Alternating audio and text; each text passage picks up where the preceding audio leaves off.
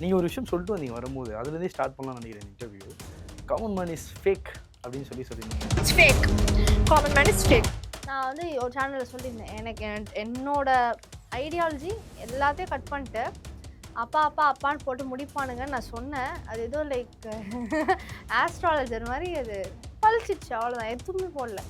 உங்கள் அப்பா ஃபோட்டோ முன்னாடி போய் நின்று செலக்ட் ஆகிட்டேன்னு சொல்லியிருக்கணும், இல்லைன்றதை சொல்லி வாய்ப்பு கேட்கக்கூடாது. எடிட்டிங் ஃபெயில் அது என்னை பொறுத்த வரைக்கும். நீ தப்பாக ப்ராஜெக்ட் பண்ணோன்னு முடிவு பண்ணியா, ஒழுங்காவது எடிட் பண்ணியிருக்கணும். எடிட் பண்ண தெரியாதவொடனே எதுக்கு விஜய் டிவியில் வச்சுருக்கீங்க அப்படிதான் இருந்தது எனக்கு. நீங்கள் மாயா கிருஷ்ணன்னு போட்டிருக்கீங்க. உங்கள் அப்பா செலிபிரிட்டி கிடையாதுல்ல, நார்மல் பர்சன். மாயாவோட அப்பா யாராக பார்த்துருக்கீங்க? யாருக்குமே தெரியாது. அப்போ ஏன் போட்டிருக்கீங்கன்னா அப்பா, அவ்வளோதான் ரீசன். எனக்கும் அவ்வளோதான் ரீசன். நான் பார்த்த ஓவியம், நான் நினச்ச ஓவியம் அங்கல்ல. நான் பார்த்த ஆரி என்ன அங்கல்ல. நான் ஃபஸ்ட்டு உள்ள அண்ணன், அப்புறம் ஆரி ஆயிடுச்சு. இப்போ போகிற போக்க பார்த்தா அவன் இவன் ஒருத்தர் பைத்தியம் மாதிரி நான் பிக் பாஸ்கே சோறு போடுவேன், ஸ்பான்சர் பண்ணுவேன்றாரு, செலக்ட் பண்ணிட்டாங்க. நான் சப்போஸ் க்ரீன் வாங்கியிருந்தேன்னா நான் பாடினது, ஆடினது, குச்சது, சிரிச்சது எல்லாத்தையும் போட்டு க்ரீன் கார்டு அப்படின்ட்டு டிசர்விங்காக காமிச்சிருப்பாங்க. எல்லாமே ப்ரொடியூசர் கையிலையும், எடிட்டர் கையிலையும், டைரக்டர் கையிலையும் தான் இருக்கு. அவ்வளோதான்.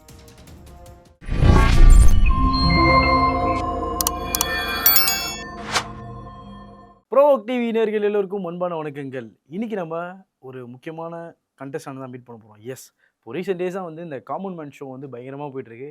அதில் நிறைய பேர் வந்து எலிமினேட் ஆகியிருக்காங்க. நிறைய பேர் வந்து தங்களோட ஆதங்கள்லாம் வந்து சொல்லிட்டு இருந்தாங்க. ஸோ அதில் வந்து நிவ்யா அமரன் அவர்களை பேச வந்திருக்கும். நிறைய விஷயம் கேட்டு தெரிஞ்சுக்கலாம் வாங்க. ஹாய். ஹாய், எப்படி இருக்கீங்க? நல்லா இருக்கேன். நீங்கள் எப்படி இருக்கீங்க? S, good. காமன் மேன் எல்லோரும் இந்த ஷோ வந்து பயங்கர ஒரு கான்ட்ரவர்சி ஷோ அப்படின்னு இப்போ வரைக்கும் எல்லா இடத்துலையும் பார்த்துட்டே இருக்கோம். நிறைய பேர் வந்து செலக்ட் ஆகிறாங்க, செலக்ட் ஆகாமல் போகிறாங்க. நம்மளேருந்து ஒருத்தங்க இந்த ஷோ போகிறாங்க அப்படின்னும் போது நிறைய எதிர்பார்ப்போடு தான் இருந்துச்சு இந்த ஷோ. பட் ஆனால் உங்களுக்கு நடந்த விஷயமும் நாங்கள் பார்த்தோம். நீங்கள் ஒரு விஷயம் சொல்லிட்டு வந்தீங்க வரும்போது, அதுலேருந்தே ஸ்டார்ட் பண்ணலாம்னு நினைக்கிறேன் இந்த interview. Common man is fake அப்படின்னு சொல்லியிருந்தீங்க. Why common man is fake? நான் ஏன் ஃபேக்குன்னு சொன்னேன்னா, நான் ஆக்சுவலாக இதுக்கு முன்னாடி நிறைய இன்டர்வியூஸ் கொடுத்துருக்கேன். ஒரு 2-3 சேனலில் கொடுத்துருக்கேன். அங்கே நான் சொல்லியிருந்தேன், லைக் நான் இதெல்லாம் பண்ணியிருக்கேன். பட் ஆனால் எனக்கு ஒரு டவுட் இருக்குது. ஏன்னா நான் அவ்வளோ நான் சிங்கிங் பண்ணி காமிச்சேன், டான்ஸ் பண்ணி காமிச்சேன், ஸ்டோரி நரேட் பண்ணி காமிச்சேன், இவ்வளோ பண்ணி ஆக்சுவலாக எல்லாருமே ஒரு டேலண்ட் காமிச்சிருப்பாங்க. நான் 3த்தையும் காமிச்சேன். பட் ஆனால் கடைசியில் போகும்போது நீங்கள் உங்கள் அப்பா திருப்பி சொல்லிட்டே இருந்தாங்க. ஸோ அது எனக்கே எதுக்கு இவங்க இதை சொல்லி க்ளோஸ் வச்சு எடுக்கிறானுங்க, என்ன பண்ணுறானுங்க. நம்ம மீடியா பர்சனில் எவ்வளோ பார்த்துருப்போம். ஸோ லைக் என்னோட கெஸ் என்னன்னா, நான் வந்து ஒரு சேனலில் சொல்லியிருந்தேன், எனக்கு என்னோட ஐடியாலஜி எல்லாத்தையும் கட் பண்ணிட்டு அப்பா அப்பான்னு போட்டு முடிப்பானுங்கன்னு நான் சொன்னேன். அது ஏதோ லைக் ஆஸ்ட்ராலஜர் மாதிரி அது பழிச்சிச்சு, அவ்வளோதான், எதுவுமே போடல. நான் இங்கேருந்து பாட்டு பாடிக்கிட்டே ஆரி வரைக்கும்லாம் போய் ஃபன் பண்ணிவிட்டு, மாயா மேம் கூடலாம் வைப் பண்ணிட்டு, இப்படி கீழே வந்துட்டு, இப்போ டான்ஸ் பண்ணிட்டு, ஸ்டோரி நரேட் பண்ணிட்டு இவ்வளோ பண்ணேன். ஆரி சார் தான் என்ன கேட்குறாரு, நீங்கள் யார் சொல்லுங்கன்றாரு. நான் சொல்கிறேன், நான் வந்து என் பேர் நிவ்யா மாறன், நான் இந்த இடத்துலேருந்து வரேன், எனக்கு 19 years, ஐம் 19 years old, நான் வந்து BSc visual communication final year பண்ணுறேன்னு சொல்லியாச்சு. ஸோ இதுதான் என்னை பற்றி.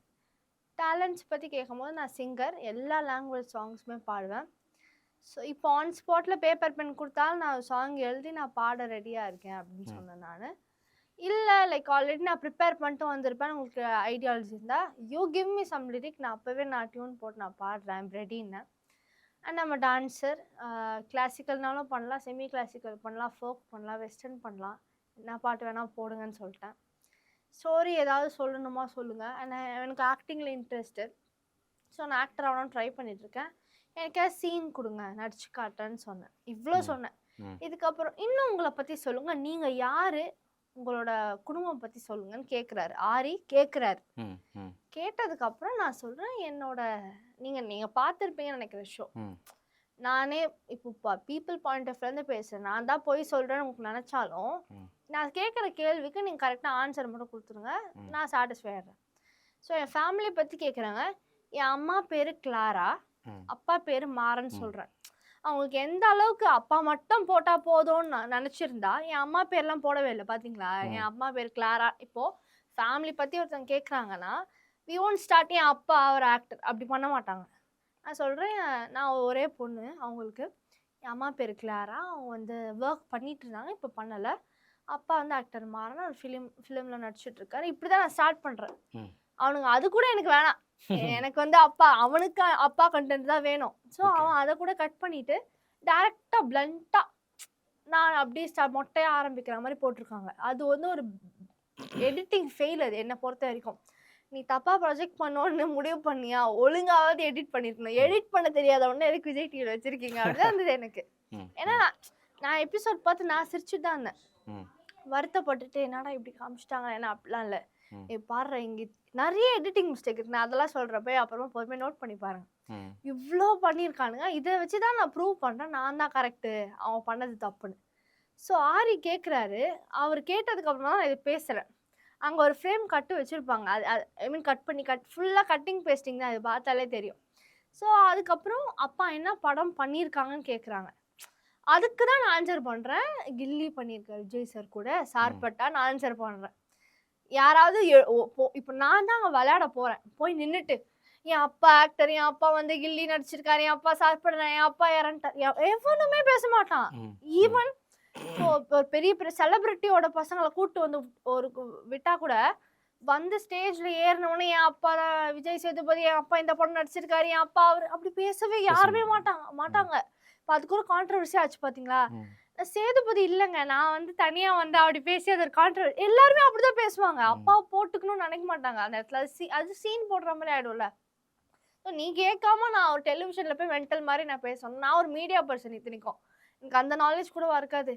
நீங்கள் கேட்குறீங்கன்னு அதுக்கு பதில் சொல்கிறேன். ஸோ அதுக்கப்புறம் எப்படி இறந்தாருன்னு கேட்குறாரு, நான் சொல்கிறேன். அப்போ நான் இந்த கதையெல்லாம் இதெல்லாம் ரோலில் தான் சொல்கிறீங்களா? ஆமாம், ரோலில் தான். அவங்க கேட்க தான் நான் சொல்லிட்டு இருக்கேன். பாதி விஷயம் தூக்கிட்டு இருக்காங்க. ஸோ கேட்குறாங்க, நான் சொல்கிறேன் கோவிட்ல இறந்துட்டாங்க, இந்த மாதிரி இந்த படம் நடிச்சிட்டு இருக்கும்போது இந்த மாதிரி இறந்துட்டாங்க அப்படின்னு. நீங்கள் அதை எப்படி கடந்து வந்தீங்கன்னு கேட்குறாங்க. ஸோ நானே நினச்சிக்கிட்டேன், சரி ஓகே சர்வைவலுக்காக கேட்குறாங்க போல, எப்படி தாண்டி. நான் சொன்னேன் அப்போ எனக்கு வர 14 வயசு தான். எல்லாத்துக்குமே நடுவில் கட் இருக்கும். ஒரு ஃப்ளோவில் இருக்காது அது ஆன்சரு. ஸோ 10 வாட்டி அவன் நடுவில் கேள்வி கேட்குறான். அதுக்கு நான் 10 ஆன்சர் கொடுக்குறேன். அது சேர்ந்து ஒரு ஆன்சர் மாதிரி அவன் போட்டிருக்கான். நான் சொல்கிறேன் இந்த மாதிரி விஷயம் அப்படின்னு நான் சொல்கிறேன். நான் அப்போ 14 வயசு தான். அப்பா இறந்துட்டாலும் பரவாயில்லன்ட்டு நான் அம்மாவை காப்பாற்றணும்னு ஓடி ஸ்ட்ரகிள் பண்ணி பண்ணேன். அப்போ வீடு கூட இல்லை, அம்மா ஹாஸ்பிட்டலில் இருக்காங்க, மருந்துக்கு அதுக்கு இதுக்குன்ட்டு நான் ரோட்டில் இருந்துக்கிட்டே இவ்வளோ 45 நாள். It's not easy. நான் 14 வயசு போன ரோட்டில் நின்றுட்டுருக்கேன் 45 டேஸ். ஸோ நான் அதை ஸ்ட்ரகிள் பண்ணி இவ்வளோ வந்திருக்கேன். எனக்கு என்னன்னா என் டேலண்ட் வெளியே வரணும். இவ்வளோ டேலண்ட் வச்சுருக்கேன், எல்லா லாங்குவேஜ்லையும் பாடக்கூடிய ஸ்கில் இருக்குது, எல்லா வகையான டான்ஸ் ஆடுற ஸ்கில் இருக்குது, ஆக்டிங் ஸ்கில் இருக்குது. பட் எதுவுமே எனக்கு ரெகக்னைஸ் ஆகலை, சான்ஸ் கிடைக்கல. இந்த ஷோ எனக்கு கிடைச்சதுன்னா உள்ளே போய் ஜாலியாக என்டர்டெயின் பண்ணிக்கிட்டு ஃபன் பண்ணிக்கிட்டு நான் சொல்கிறேன். இதுக்கு முன்னாடி வந்த சீசன்ஸ்லாம் எனக்கு பெருசாக பிடிக்கல. நான் உள்ளே போனேன்னா கவின் சாண்டி அந்த பீரியட் அந்த மாதிரி ஃபன் பண்ணி ஜாலியாக இருப்பேன் நான் அப்படின்னு சொல்லிட்டு நான் பேசிகிட்டு இருக்கேன். ஓகே இதெல்லாம் முடியுது ஓகேங்களா. நான் கேட்குறேன் லைக் நான் பாடட்டுமா, நான் கேட்குறேன் டாக் பேக்கில் நான் கேட்குறேன், நான் பாடட்டுமா, லைக் என்ன ஏதாவது பண்ண சொல்லி கேளுங்கடா அப்படின்ற. நான் இவ்வளோ சொல்லிட்டேன் டிஸ்கிரிப்ஷனு. லைக் நானாக இருந்ததுன்னா ஓகே நீ பாடு, இல்லை நான் பாடுறேன்ற ஏதோ எழுதுறேன்ற. அவங்ககிட்ட எல்லா ப்ராப்ஸுமே இருக்குது. நீங்கள் பார்த்தீங்களா, முறுக்கு சுட எண்ணெய் எல்லாம் வச்சுருக்காங்க. பேப்பர் பென் அங்கே இருக்காது. அப்படியா நீ எழுதுவியா, ஸ்பாட்லேயே பாட்டு எழுதுவியா, எழுதுன்னு சொல்லிக்கலாம். இல்லையா டக்குன்னு அவங்க ப்ராப் ரெடி பண்ணுறதுக்கு ஷோ ஸ்டாப் பண்ணிட்டுலாம் ப்ராப் ரெடி பண்ணுறாங்க. அப்போ வந்து கூகுள்லேருந்து கூட சாதாரண லிரிக் எடுத்து கொடுத்துட்டு சரி நீ பாடு பார்க்கலாம், இதை டியூன் போட்டு பாடு, என்ன வேணால் பண்ணியிருக்கலாம். ஒன்றுமே பண்ணல. பாட்டுலாம் எல்லாமே வச்சுருக்காங்க, சாங் இன்ட்ரோ சாங்கெல்லாம் போட்டேன், எல்லாமே இருக்குது. சரி ஒரு டக்குன்னு ஒரு பாட்டு போட்டிருக்கேன், எதுவுமே பண்ணல. நான் வந்து கேட்குறேன் ப்ளீஸ் நான் பாடுறேன், அந்த அளவுக்கு போயிட்டேன், ப்ளீஸ் என்ன பாட விடுங்க. சார் ராஜு வராரு, இல்லை அவங்க பாடட்டும் கேட்குறாங்களே இத்தனை வாட்டி அப்படின்னு. நான் அப்போ வந்து அது வரைக்குமே எனக்கு எதுவுமே பாசிட்டிவ் ரியாக்ஷன்ஸே வரல. ஃபுல்லாக எல்லாருமே அப்படியா இப்படியா அப்படின்னு நார்மலாக போயிட்டுருக்கு. ஸோ நான் பண்ணோம் சரி இம்ப்ரெஸ் பண்ணோம் அப்படின்னு சொல்லிட்டு நான் என்ன பண்ணேன், ராசாவே உன்னை நம்பி சாங் பாடுறேன். ஏன் அது பாடுறேன்னா இப்போ அவங்கள நம்பி நான் இருக்கேன்ல, ஸோ அந்த மீன் பண்ணி ராசாவே உன்னை நம்பி இந்த ரோசாப்பூ இருக்குதுன்னா ஒரு வார்த்தை சொல்லிட்டீங்க, அது உசுரை வந்து உறுத்துதுங்க.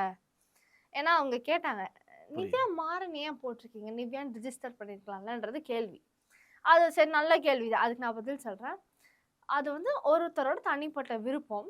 நான் வந்து 8th படிக்கிறதுக்கு முன்னாடி இருக்குமே எல்லாத்தையுமே நிவ்யா தான். அப்பா இறந்ததுக்கு அப்புறம் தான் நான் ஆசைப்பட்டு அது பின்னாடி நிவ்யா மாறன் அப்படின்னு வச்சுக்கிட்டேன். எனக்கு அது தெரியல, எனக்கு ஒரு அது எமோஷனல் கனெக்ட் அப்படின்றதால வச்சுக்கிட்டேன்.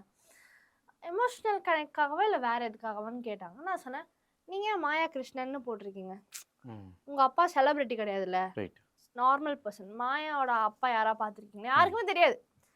அப்போ ஏன் போட்டிருக்கீங்கன்னா, அப்பா, அவ்வளோதான் ரீசன். எனக்கும் அவ்வளோதான் ரீசன். என் அப்பா செலிபிரிட்டியோ இல்லை புவர் மேனோ, காமன் மேனோ, சூப்பர் மேனோ அதெல்லாம் இல்லை. என் அப்பா போடுறதுக்கான எல்லா தகுதியும் இருக்கு, லீகலாக எல்லா தகுதியும் இருக்கு, நான் போட்டுக்கிறேன், அவ்வளோதான் அப்படின்னு நான் சொல்கிறேன். ஸோ அவங்க வந்து என்னை ஏதோ டவுன் பண்ணி தான் கேள்வி கேட்டே இருக்காங்க. சரி, இம்ப்ரெஸ் பண்ணோன்னு நான் பாடுறேன். ராசாவே உன்னை நம்பி இந்த ரோசா பூ இருக்குதுன்னு ஒரு வார்த்தை சொல்லிட்டீங்க, அது உசுர வந்து உறுத்துதுங்க அப்படின்னு பாடுறேன். ஸ்பான்டினேட்டா அந்த லைனை கரெக்டா பாத்தீங்க. அப்படியே அந்த மாதிரி பண்றேன். வந்து சொல்லாத உறவை இவன் நெஞ்சோட வளர்த்தா, அது தப்பான கருத்தா, தண்ணீரில் இழுத்தா. சொல்லாத ஒரு ஆசையை நான் வளர்த்துக்கிட்டேன் மனசுல, ஜெயிச்சிருவோம் அப்படின்னு. அது தண்ணீர்ல எழுத்து மாதிரி போயிட போகுது அப்படின்ட்டு நான் அதுக்கு ஏத்த மாதிரி ஒரு பாட்டை பாடுறேன். மாயா மேம் லிட்டரலா வந்து அப்படியே வா வந்த மாதிரி ஆயிட்டு ராசாவேன்னு ஆரம்பிச்சப்பவே, ஏன்னா நான் அவ்வளோ நாள் வந்து ஒரு மாதிரி ஆம்பளை குரல்ல கரகரகரன்னு பேசிட்டு இருந்தேன்னா, டக்குன்னு ஸ்வீட்டா ராசாவே அப்படின்னு தோணா ஷாக்கு. அப்படியே அப்படின்னு பார்த்துட்டு பாடம் அந்த பொண்ணு பக்கத்துல எல்லாம் பேசுறாங்க.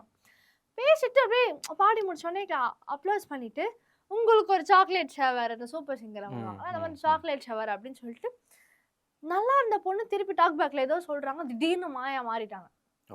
மாறிட்டு பக்கத்து செட்டில் தான் சூப்பர் சிங்கர், நீங்க அங்க போறீங்களா, நாங்க ரெக்கமெண்டேஷன் பண்றோம், பிக் பாஸ் உங்களுக்கு வேண்டாம் அப்படின்றாங்க.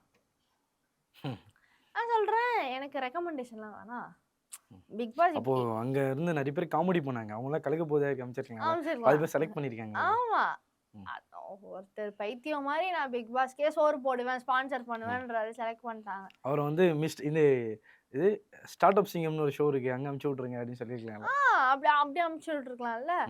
ஒருத்தவங்க வந்து நான் எதுவுமே இல்லை, கண்டென்ட்டே இல்லை, ப்ளஸ் சைஸ் எல்லாருக்குமே ஒரு குறை இருக்குங்க. இப்போ எனக்கு பார்த்தீங்கன்னா சின்ன வயசுலேருந்தே என்ன பனைமரம் கலாய்ச்சிட்டே இருக்காங்க.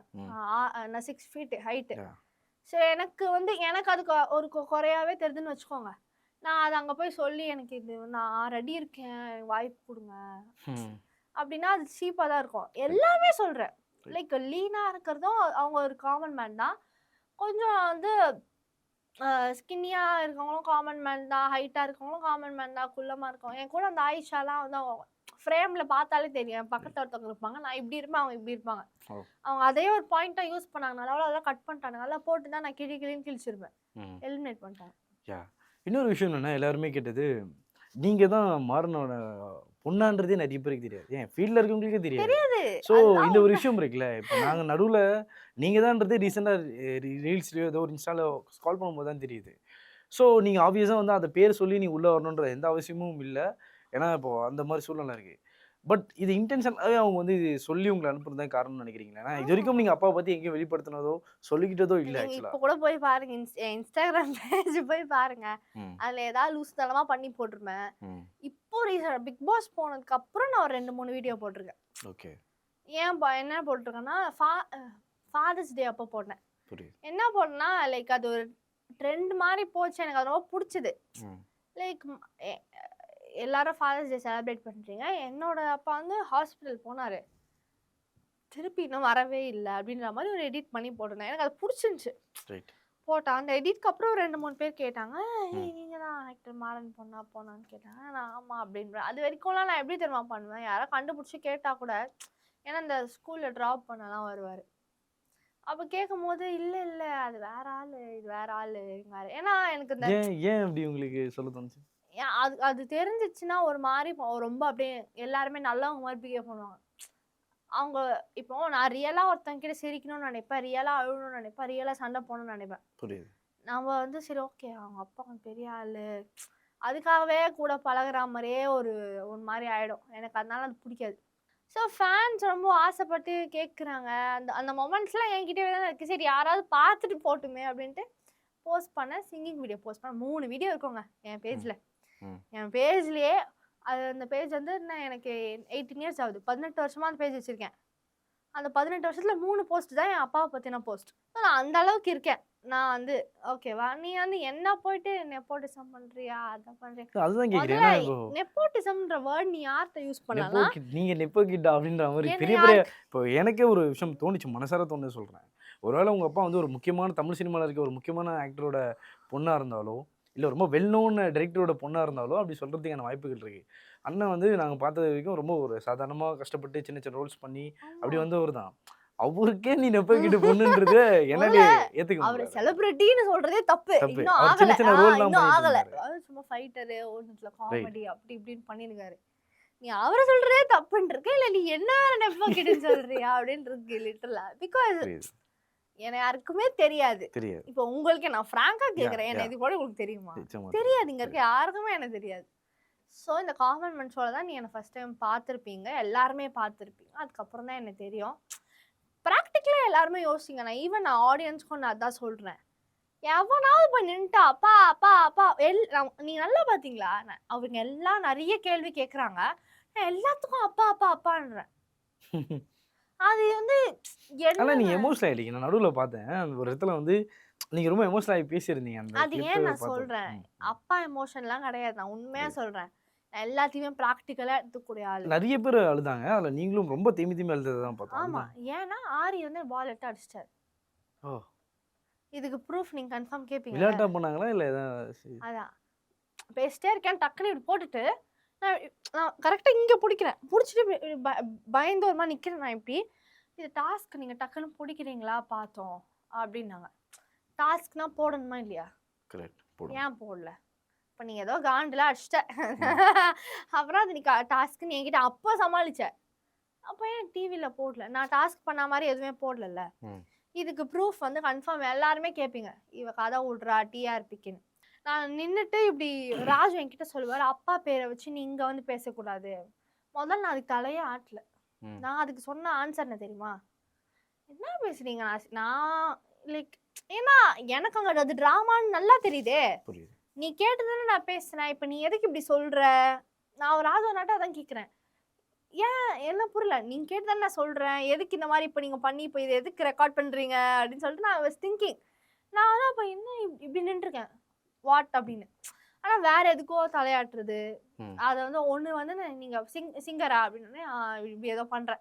எல்லாத்தையும் கட் பண்ணி போட்டு நான் அவங்க ராஜு சொல்லும்போது நான் இப்படி இப்படி இப்படி ஆடுறேன். மாறி போட்டு நான் ஆர்கியூ பண்ணேன். எப்படி நீங்க அப்படி சொல்லலாம்? நான் என் அப்பா இப்போ என் அப்பா மாறன் சான்ஸ் குடுங்க. என் அப்பா மாறன் சான்ஸ் குடுங்க. நான் அப்படியே பண்ணேன். ம். நான் என்ன பண்ணேன்னு எனக்கு தான் தெரியும் அங்க. புரியுது. நான் எல்லா குரலி வித்தையும் அவங்க நான் காமிச்சிட்டேன் நானு. ஜட்ஜஸ் எப்படி நடந்துக்கிட்டாங்க? ஏன்னா இப்ப எல்லாருமே நான் இன்டர்வியூ பண்ண வரைக்கும் சொல்றேன். எல்லாருமே சொன்னது என்னன்னா, ஜட்ஜஸ் வந்து எல்லாரும் வந்து இந்த குவாலிஃபைன்னு சொல்லாம அன்குவாலிஃபை ஆன ஜட்ஜஸ் வந்து புடிச்சிட்டாங்கன்னு சிலர் சொன்னதும் பார்த்தோம். ஆமா, ஆமா. மாயாலாம் ஒரு மாரி ஓவியா, மாயாலாம் வந்து ஓகே. இவங்கலாம் வந்து ஒரு பக்காவான குவாலிஃபை தான். பட் ஆனா ஏன் கண்டஸ்டன்ட் இப்படி நடந்துக்கிறாங்கன்னு சொல்லி சிலர் கொஸ்டின் ரைஸ் பண்ணாங்க. டாக் பர்சனலா பேக்கா உங்களுடைய இருக்கலாம். டாக் பேக்கா இருக்கலாம். ப்ரொடியூசர் பேச்ச கேட்டு அவங்க பண்றதா இருக்கலாம். புரியுது. பட் இருந்தாலும் இப்போ ஓவியாலாம் பார்த்தீங்கன்னா, அவங்க மேல ஒரு இமேஜ் இருக்குல்ல. ரைட். இப்போ அது போச்சு. நான் என் அப்பா எப்படி இறந்தாருன்னு ஆரி கேட்குறாரு. நான் சொல்லிட்டு இருக்கேன். ஓவியா மாயாவும் சைடுல ஏதோ நல்லா பேசிக்கிட்டு பக்கன்னு சிரிக்கிறாங்க. எனக்கு அப்ப அங்க எப்படி இருக்கும்? ஓ! உங்கள லிசன் பண்ணலையா? ஏதோ இறந்துட்டாங்கன்னு என்னதான் ஏதோ சொல்லி கலாய்க்கிறாங்க. என்னன்னு ஓகே. தெரியல. நான் பார்த்த ஓவியா, நான் நெனச்ச ஓவியா அங்க இல்ல. நான் பார்த்த ஆரி அண்ணன் அங்க இல்ல. நான் ஃபர்ஸ்ட் உள்ள அண்ணன். அப்புறம் ஆரி ஆயிடுச்சு. இப்ப போற போக்க பார்த்தா அவன் இவன் அவன் இவன் ஏன்னா எனக்கு ஒரு மரியாதை இருந்துச்சு. புரியுது. அவர் ஒரு விவசாய குடும்பத்துல இருந்து கஷ்டப்பட்டு காமனர் அவரு. ம். உனக்கு என் கஷ்டம் தெரியுமே. என்ன நீ அங்க புட் டவுன் பண்ணியிருக்க வேணாம் அப்படின்னு தான் எனக்கு தோணுச்சு அது. ம். ராஜு அண்ணாவும் அந்த லாஸ்ட்ல நீ ஜெயிச்சுட்டு போய் உங்க அப்பா போட்டோ முன்னாடி சொல்லியிருக்கணும் அப்படி இப்படின்னு அவங்க கரெக்ட் நம்ம தப்புன்ற மாதிரி அது முதல்ல எப்ப எடுத்தாங்கன்னே தெரியல. நான் போனதுக்கு அப்புறம் ராஜு க்ளோஸ் வச்சு எடுத்தாங்களா என்னன்னு ஓ! கூட அது எனக்கு முன்னாடி தெரியல. சொல்லியா? ஆமா. அதுதான் அப்படி எல்லார்கிட்டயும் பண்ணாங்க. ஒரு வார்த்தை சொல்லிட்டே இருந்தாங்க. சிம்பத்தி கிரியேட் பண்றதுக்காக இங்க வராதீங்க யாருமே. இத ஃபாதர் சென்டிமெண்ட்டாவோ, இல்ல என் பொண்ணு சரியில்ல, எங்களுக்கு வீட்டுக்காரர் இல்ல, இல்ல வந்து எனக்கு பேரண்ட்ஸே இல்ல, நான் அனாதையா வாழ்ந்துட்டு இருக்கேன். அப்படின்னு ஒரு சிலர வந்து டார்கெட் பண்ணி சிம்பத்தி பண்ணி சொல்லாதீங்க. உங்க ஸ்கில் என்னன்னு சொல்லிட்டு பேசுங்க அப்படின்னு சொன்னாங்க. பட் நீங்க இவ்வளவு ஸ்கில் இருக்குன்னு சொல்றீங்க. அப்படி சொல்லியுமே வந்து எல்லார்கிட்டயும் காமனா இருக்கிறது உங்க ஸ்கில் என்ன? அது பண்ணுங்க. அவங்க கிரீன் காமிச்சிட்டா அதுக்கேத்த மாதிரி எடிட் பண்றாங்க, ம். ரெட் காமிச்சிட்டா அதுக்கேத்த மாதிரி. இப்போ நான் எல்லா வகையிலுமே கிரீன் வாங்குறதுக்கு தகுதியான ஆளு. நான் அதுக்கான பெர்ஃபார்மன்ஸை பண்ணியிருக்கேன். இப்போ எனக்கு ரெட்டு கொடுத்துட்டாங்க. ஸோ அதுக்கேற்ற மாதிரி எடிட்டிங் மாற்றிட்டாங்கல்ல, அவ்வளோதான். இப்போ நான் சப்போஸ் க்ரீன் வாங்கியிருந்தேன்னா நான் பாடினது, ஆடினது, குச்சது, சிரிச்சது எல்லாத்தையும் போட்டு தேவையான இடத்துல லைட்டாக அவங்களுக்கு டிஆர்பி தேவையான லைட்டாக அப்படியே ஓரமாக அப்படி வச்சுட்டு க்ரீன் கார்டு அப்படின்ட்டு டிசர்விங்காக காமிச்சிருப்பாங்க. எல்லாமே ப்ரொடியூசர் கையிலையும், எடிட்டர் கையிலையும், டைரக்டர் கையிலையும் தான் இருக்குது, அவ்வளோதான். ஆனா உள்ளுக்குள்ளேயே நிறைய பேர் பிளான் பண்ணிட்டு வந்தீங்க. சிம்பத்தி நீங்கள் ஒரு விஷயம் கேட்டிங்கல்ல, இப்போ அப்போ அந்த ப்ளஸ் சைஸ் விமனுக்கு கொடுத்துடக்கூடாது, அது ஒரு சிம்பத்தி. முனியம்மாலக்கா என் ஹஸ்பண்ட் சீமான் தான், எல்லாமே சீமான் தான் என் ஹஸ்பண்ட் அண்ணா அது என்னது? அப்போ அது க்யூட்டாக தெரியுதா? அப்போ உனக்கு அதெல்லாம் க்யூட்டு எமோஷனு, ஒரு வைஃப் ஹஸ்பண்ட் பாண்டு, அப்பா பொண்ணா மட்டும் உனக்கு கண்டென்ட். என்னோட அப்பாவை பற்றி கமெண்ட் பண்ணியிருக்காங்க கொஞ்சம், எப்படின்னா லைக் கொஞ்சம் மாக்கிங்காக பேசும்போது 3 பேர் மூஞ்சி பார்த்து சிரிச்சுக்கிட்டு இந்த மாதிரிலாம் பண்ணாங்க. இதுக்கு வந்து அந்த 3 பேருக்குமே தகுதி இல்லைன்றதை நான் சொன்னேன். மாயாக்கும் அந்த தகுதி கிடையாது, ஓவியாக்கும் அந்த தகுதி கிடையாது, ஆரிக்கும் அது தகுதி கிடையாது. பேக்ரவுண்டே இல்லாமல் 20 years ஸ்ட்ரகிள் பண்ணி அவரு சினிமா சஸ்டெயின். நானும் அவருக்கு எந்த கான்ட்ரிபியூட்டும் பண்ணல, அவங்க குடும்பம் பண்ணல, என் அம்மா பண்ணல, யாருமே பண்ணல. செல்ஃப் மேட், அவர்லாம் செல்ஃப் மேடாக இருந்து ஒரு சக்ஸஸ்ஃபுல்லான ஒரு இதுக்கு வரும்போது இறந்துட்டார். அந்த பர்சனை மார்க் பண்ணுறதுக்கு உங்களுக்கு தகுதியே கிடையாது, 3 பேருக்குமே கிடையாது அப்படின்றத நான் பைட்ஸில் நான் சொன்னேன், ஓப்பனாகவே சொன்னேன். அசால்ட்டாக நம்மளோட இன்டென்ஷன்ஸை மாற்றி, நம்ம கேரக்டரை மாற்றி, இவ்வளோ என் வீட்டில் என்ன தெரியுமா, இப்போ நான் இப்படி இருக்கேன், இப்படி ஜாலியாக பேசிட்டு, இப்படி தான் நான் இவ்வளோ தெளிவாக இப்படி பேசுகிற பொண்ணை இப்படி போட்டு வச்சுருக்காங்க. நீங்கள் இந்த இன்டர்வியூன்னு இல்லை, கொடுத்த எல்லா இன்டர்வியூ திறந்து பாருங்க, நான் இப்படி தான் இருப்பேன், ஜாலியாக இப்படி பேசிக்கிட்டு, பாடி லாங்குவேஜ் இப்படி தான் இருப்பேன். என்ன போய் இப்படி போட்டுறே பண்ணி என் ஃப்ரெண்ட்ஸ்லாம் நீ அடியுது அப்படின்னு அந்த அளவுக்கு. இன்னொரு இடத்துல எல்லாருமே சொன்னாங்க, முன்னாடி இருந்த சீசனை விட இது ரொம்ப எப்படி இருக்குது அப்படின்னா, ஸ்பெசிஃபிக்காக இந்த காமன் மேன் என்ன சொன்னாங்கன்னா, அவங்களுடைய என்ன சொல்கிறது, ஒரு செல்ஃப் ரெஸ்பெக்ட் அவங்களே இழந்துக்கிறாங்க. ஏன்னா ரொம்ப கேவலமாக ஸ்டைலிஷான சில ஆட்டிடியூட் பண்ணுறது, அங்கே பைத்தியக்காரத்தனமாக என்ன வேணால் பண்ணலாம் அப்படின்றது, இந்த அளவுக்கு இறங்கிட்டீங்களாடா? ஏன்னா டாஸ்க்கை பற்றி ஸ்பெசிஃபிக்காக இது கேள்வி கேட்கணும்னு நினச்சிட்டே இருந்தேன். இந்த டாஸ்க் டே எப்படி போயிடுச்சு? ஏன்னா வந்து நிறைய பேர் என்ன பண்ணாங்கன்னா, பஸ்ஸில் ஓடுறது, அங்கே ஓடி வருது, சேரை பிடிக்கிறது, சேருக்கு அடிச்சுக்கிறதுன்ற இந்த விஷயம் நம்ம ஐயோ நம்ம வீட்டில் யாரோ பார்க்க போகிறாங்கன்னும் போது நம்ம சம்மந்தப்பட்டோம் யாரோ பார்த்தாங்கன்னா, ஏன் இந்த அளவுக்கு ஒரு டாஸ்க்கை வைக்கிறாங்க, இவ்வளோ கீழ்த்தரமாக வைக்கிறாங்கன்னு சொல்லி நிறைய பேர் கேட்டாங்க. உங்களுக்கு எப்படி இருந்துச்சு முதல்ல அது போகும்போது? ஆக்சுவலாக அந்த 2 டாஸ்க்குமே இவங்க காட்டும்பொழுது அந்த டாஸ்க் நடந்து அதில் சிறந்தவர்களை தேர்ந்தெடுத்திருக்கோம் அப்படின்ற மாதிரி காமிச்சிருக்காங்கல்ல, அதெல்லாம் ஃபேக். அந்த டாஸ்க்கே வந்து ப்ரமோவில் போடுறதுக்கு அவனுங்க எங்களை வச்சு பண்ண ஒரு எக்ஸ்பெரிமெண்ட் தான். நிறைய பேர் இன்னொன்று சொன்னாங்க, இது ஃபில்டர் பண்ணிட்டாங்க. ஆக்சுவலாக எல்லாம் ப்ரீ பிளான்டாக பண்ணிட்டாங்க, இவங்களை வச்சு கொஞ்சம் ப்ரொமோ மட்டும் ஓடிட்டு ஃபில்டர் பண்ணி வச்சிட்டாங்க. சிலர் இவங்களாம் உள்ளே போகிறாங்க, அதாவது பாட்டு பாடுறவன் ஒருத்தன், டான்ஸ் ஆடுறவன் ஒருத்தன், ஸ்டாண்டப் காமெடி பண்ணுறவன் ஒருத்தன், அப்புறம் வந்து அதை தாண்டி வந்து நார்த் மெட்ராஸ்லேருந்து ஒருத்தன், இந்த மாதிரி ஒரு பிளான் பண்ணி வச்சிட்டாங்க. அதுக்கப்புறம் மற்றவங்க எல்லாரையும் வச்சு சரி கண்டென்ட்டுக்காக ப்ரோமோக்காக ஓட்டுவோம் பண்ணாங்க. இதை நீங்கள் எப்படி பார்க்குறீங்க? உண்மை, என் அப்பா வச்சு கொஞ்சம் கண்டென்ட் பண்ணிட்டாங்களா, அவ்வளோதான்.